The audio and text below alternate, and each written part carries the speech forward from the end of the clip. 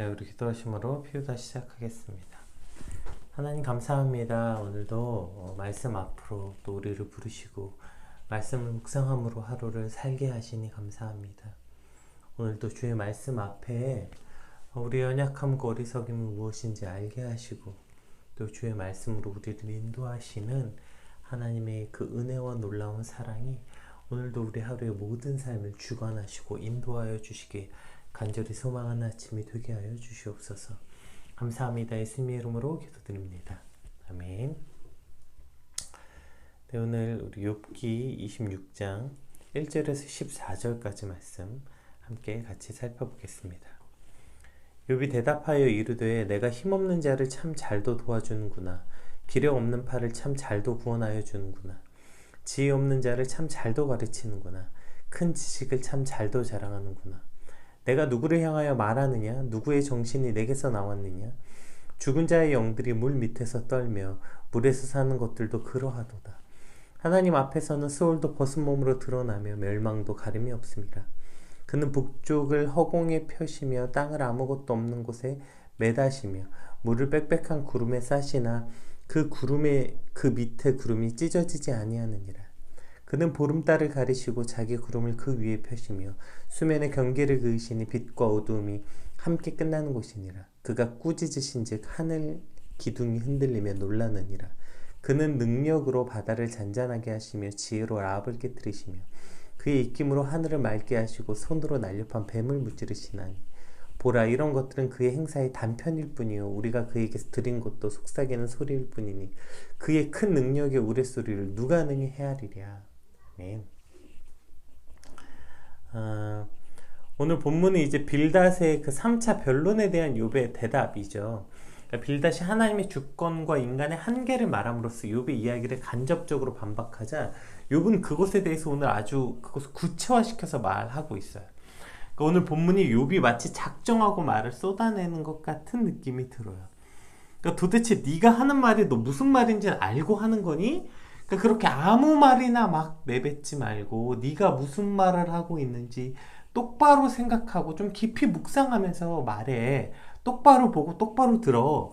이렇게 말하는 것처럼 그 하나하나를 굉장히 이제 세세히 지적해서 말하는 것처럼 느껴집니다.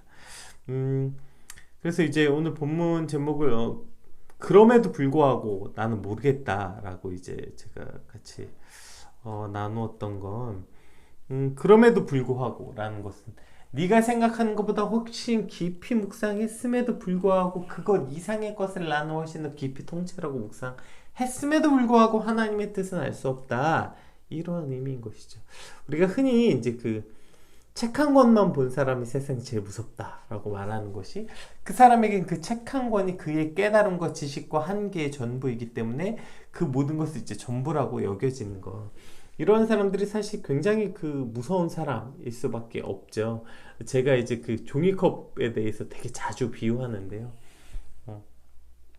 우리가 이제 종이컵을 물에 따라서 뭔가를, 물이나 음료수나 뭔가를 따라 마시는 용도로 쓰는데 어떤 사람이 이 종이컵에 끈을 달았더니 이 종이컵이 소리를 전달하는 기능을 가지고 있더라. 우리가 어릴 때 왜 종이컵에 실 매달아서 전화기로 쓰잖아요, 종이컵. 이런 것처럼 종이컵에 실을 매달아서 라고 말했더니 그 실에 음파가 전달돼서 이 소리가 저쪽으로 전달되더라. 이것을 깨달은 거죠. 이것을 한 가지 깨달은 사람이 세상에서 가장 무서운 겁니다.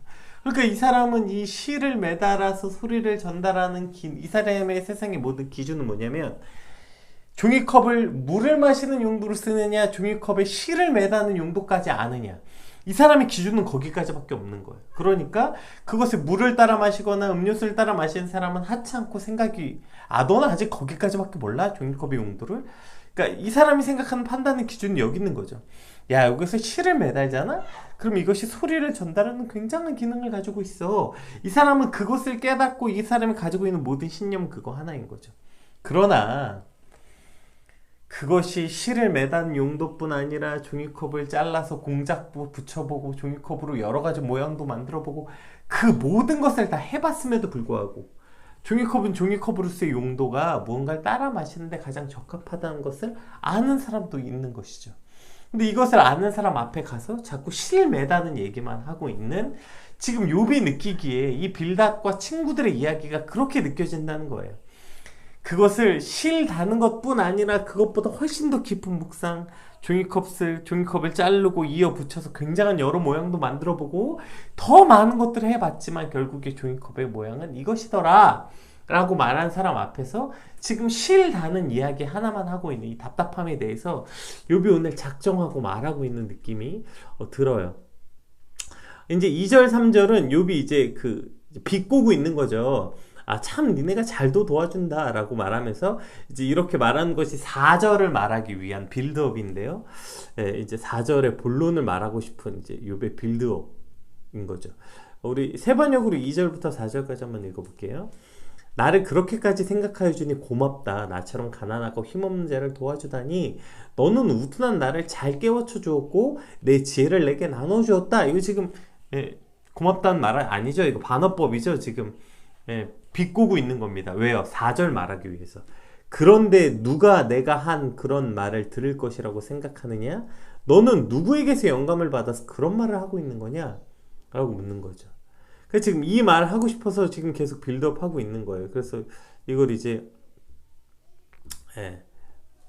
그냥 개혁개정에서 내가 누구를 향하여 말하느냐, 누구의 정신이 내게서 나오느냐, 너 그런 이야기 도대체 어디서 듣고 하는 말인데? 이 말을 하고 싶은 거예요.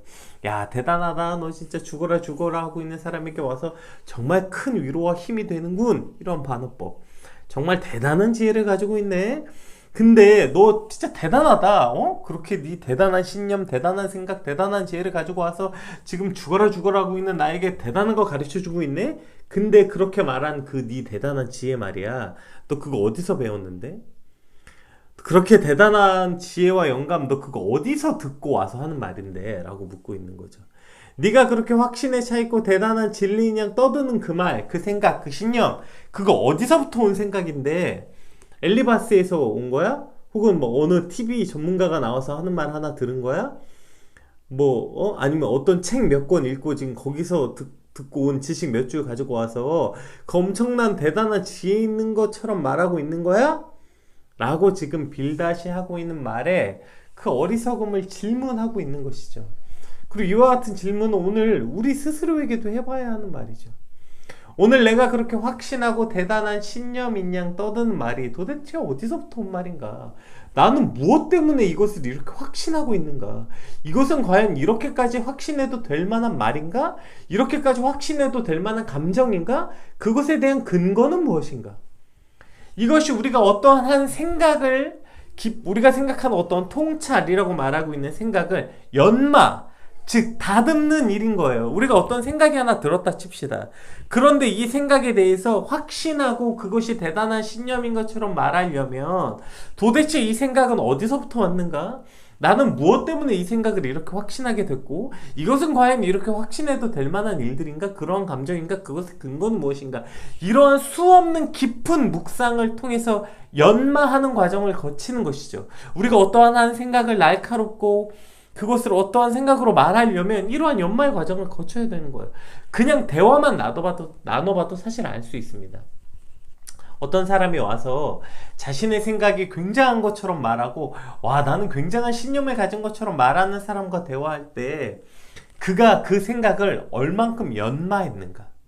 그러니까 이 생각이 어디서부터 왔는지, 이것은 이렇게 확신해도 될 만한 생각인지, 이것의 근거는 어디 있는지, 또한 그 근거를 내가 얼마나 많이 비교해 봤는지.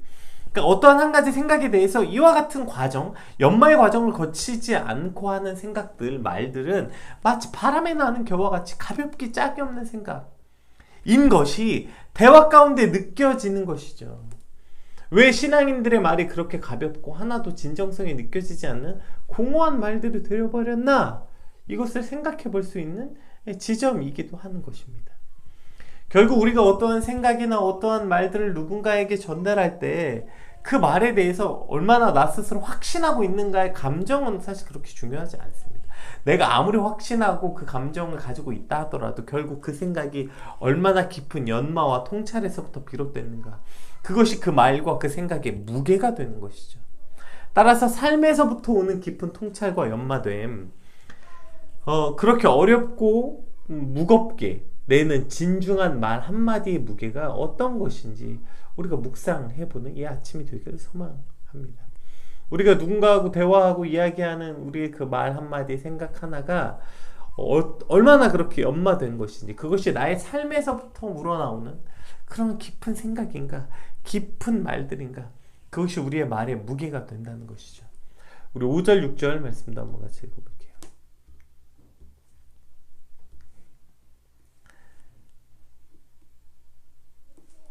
죽은 자의 영들이 물 밑에서 떨며 물에서 사는 것들도 그러하도다. 하나님 앞에서는 스올도 벗은 몸으로 드러나며 멸망도 가림이 없음이라.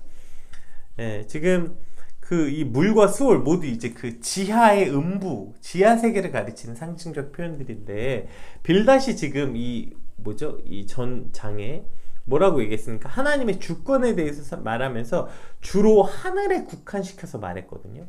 하늘에서 하나님의 능력이 어떻게 일어났는지에 대해서 말했어요. 지금 욥은 그 빌닷이 한 말을 받는 거예요. 너는 지금 하늘에 대해서만 말했지, 그러나 하나님의 활동의 영역은 하늘뿐 아니라 이 땅과 땅 아래 스월까지 확장시켜서, 빌닷이 지금 욥을 향해서 하나님에 대해서 무지하다고 말했잖아요. 그러니까 지금 진짜 무지한 건 내가 아니다, 이런 거죠. 나는 지금 너보다 훨씬 더 깊고 풍성한 영적인 지식을 가지고 있고 네가 생각하지도 못한 것까지 하나님의 주권과 섭리를 이해하고 있어 라고 말하고 있는 거죠. 너는 지금 대단한 지식으로 하나님의 주권이 하늘에서 일어나는 어떠한 일인 것처럼 생각하지만, 하나님의 주권과 하나님의 권능은 하늘뿐 아니라 이 땅과 땅 아래 음부의 사후세계까지 주관하고 계시는 분이라는 것을 말하고 있으며 나는 거기까지 묵상했어 라고 말하고 있는 거예요. 7절 이하에서도 욥은 하나님의 무한한 능력과 역사에 대해서 생생하고 구체적으로 묘사함으로써 자신의 영적인 지식 그리고 자신의 묵상이 빌닷보다 더 깊은 묵상, 더 깊은 지식을 가지고 있다는 것을 지금 표현하고 있어요. 우리 7절 8절도 한번 읽어볼까요? 그는 북쪽을 허공에 펴시며 땅을 아무것도 없는 곳에 매다시며 물을 빽빽한 구름에 싸시나 그 밑에 구름이 찢어지지 않으니라. 그러니까 지금 하나님의 그 위엄과 그 권능이 천체에 나타나고 있어요. 이제 땅 아래, 땅 위 음부, 그 다음에 이제 천체의 모습을 드러내면서 이것을 마치 하나님을 건축가의 모습처럼 묘사하고 있어요. 예. 그러니까 욥은 우주 창조에 대한 하나님의 권능을 마치 유능한 건축가가 솜씨를 발휘하여 집을 짓는 것처럼, 그렇게 하나님께서 북쪽에 허공을 펴시며 땅을 아무것도 없는 곳에 매다시며, 이렇게 뭔가 건축가가 온 세계를 그 주관하고 있는, 그러니까 지금 빌닷이 굉장히 그 공허하듯이 이렇게 뭉뚱그린 어떤 개념을 욥은 훨씬 더 구체화시켰다는 말, 아까 얘기했듯이 어떠한 생각을 훨씬 더 깊이 묵상할 때 연마된 생각 이라는 걸 지금 말하고 있는 거예요.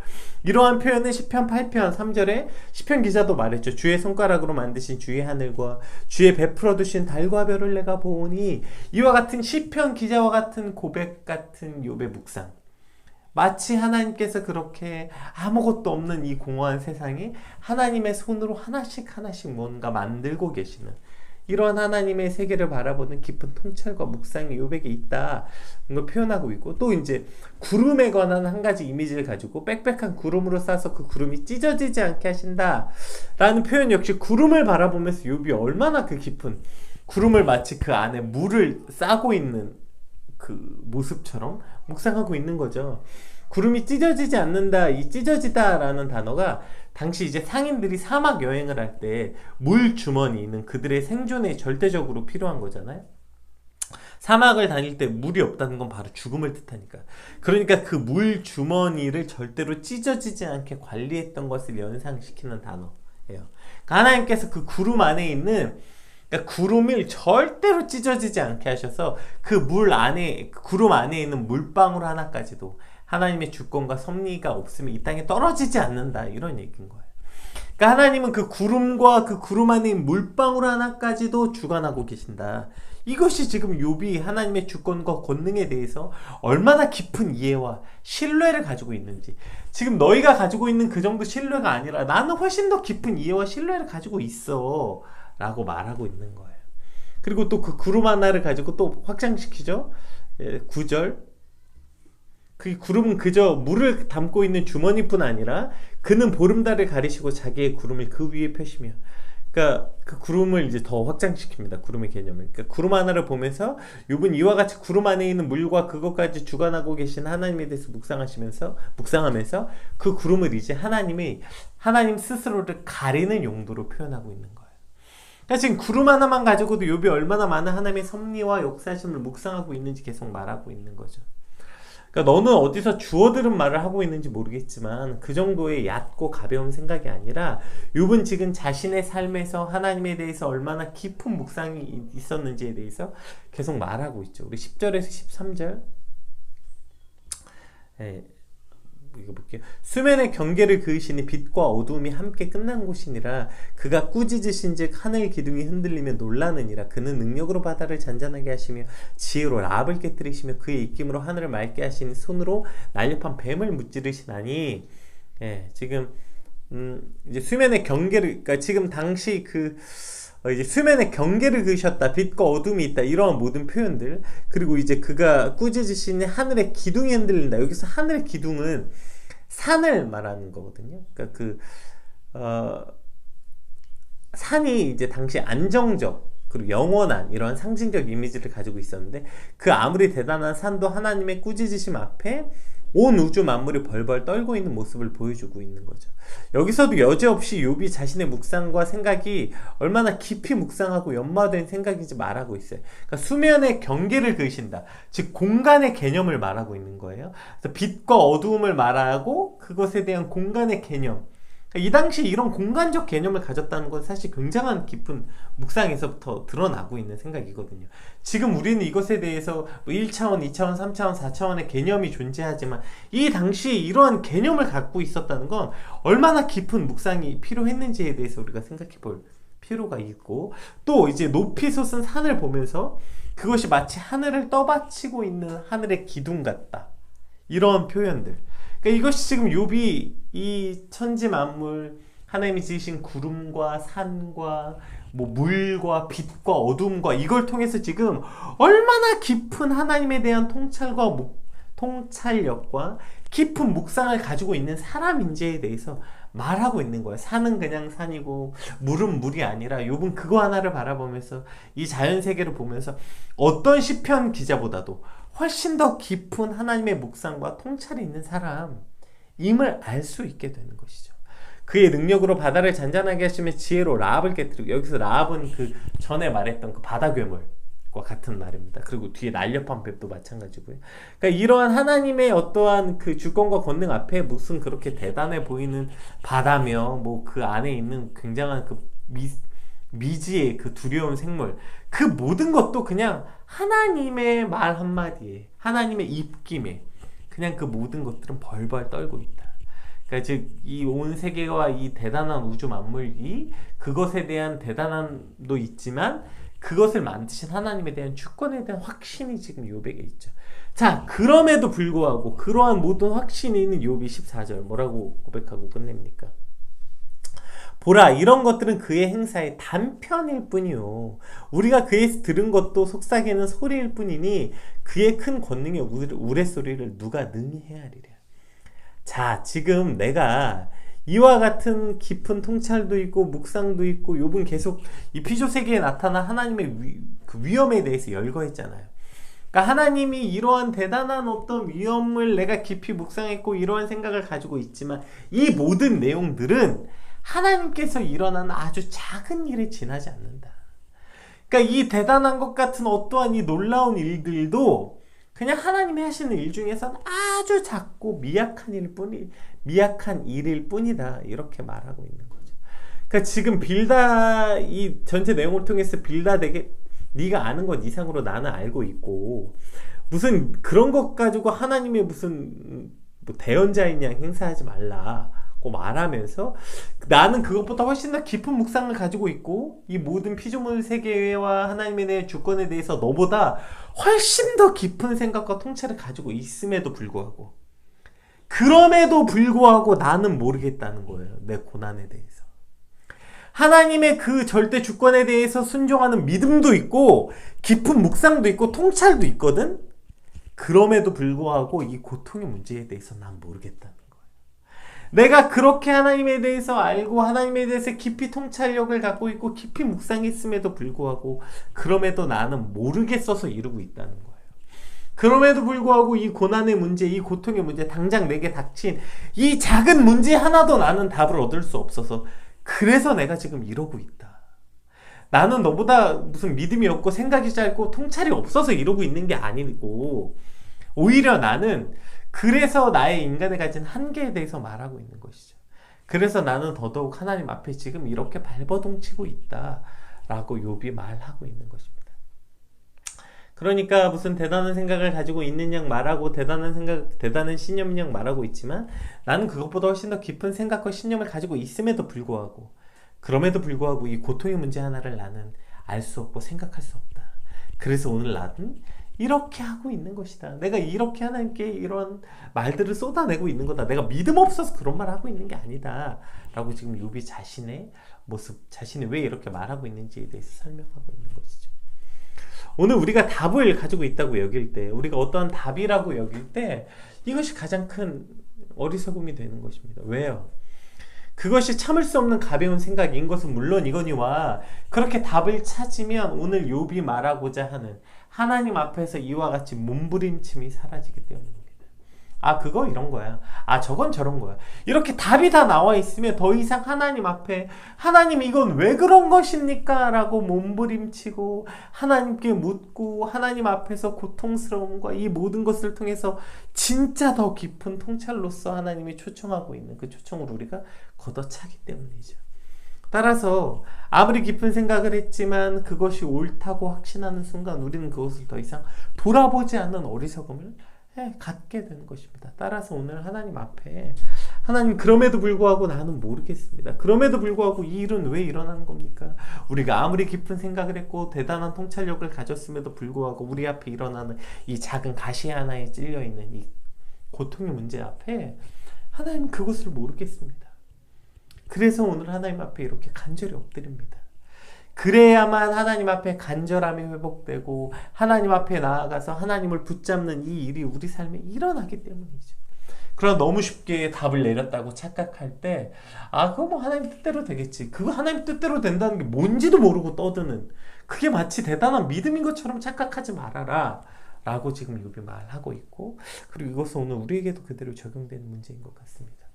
오늘 너무 쉽게 우리 앞에 일어난 일들에 대해서 답을 다 가지고 있는 양 착각하지 않고 하나님 앞에 주님 간절히 이 문제에 대해서 하나님 정말 모르겠습니다. 이러한 생각들이 이러한 믿음이 있는 줄 알지만 사실 내 안에는 주님 정말 아는 것이 없습니다. 그렇게 그것이야말로 정말 깊은 통찰이죠.